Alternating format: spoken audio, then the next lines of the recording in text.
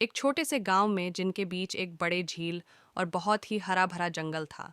वहां के लोग भगवान गणेश का बहुत बड़ा भक्त थे। उनका भगवान गणेश के प्रति समर्पण बेहद गहरा था और वे गणेश चतुर्थी को अत्यधिक उत्साह और जोश के साथ मनाते थे। हर साल मानसून के बारिशों के साथ गांव वाले बड़े धूमधाम से तैयारी शुरू करते थे।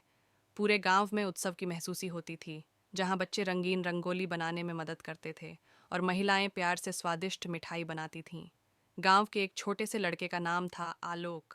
वह भगवान गणेश के प्रति अपने अटूट समर्पण के लिए प्रसिद्ध था। आलोक का भगवान के साथ एक गहरा संबंध था और वह लगता था कि वह अपने सपनों के माध्यम से उसके साथ बात कर सकता है।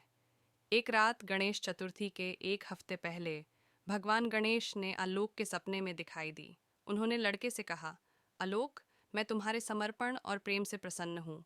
इस साल मैंने तुम्हारे लिए एक विशेष काम है। मैं चाहता हूँ कि तुम नदी के किनारे गिरी हुई एक पेड़ से मेरी मूर्ति निर्माण करो।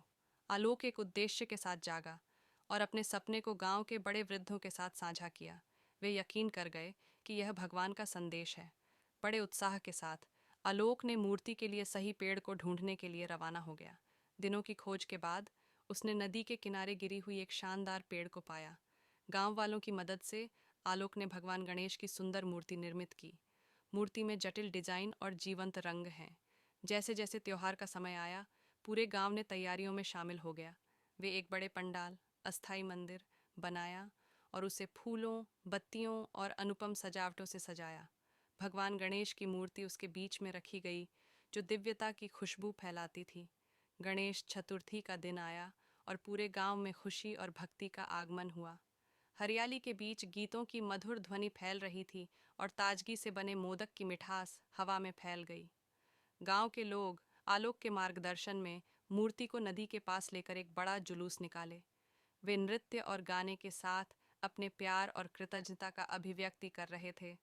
आलोक अपनी आंखों में खुशी के आंसू मूर्ति को विदाई देते हुए उसका दीदार किया।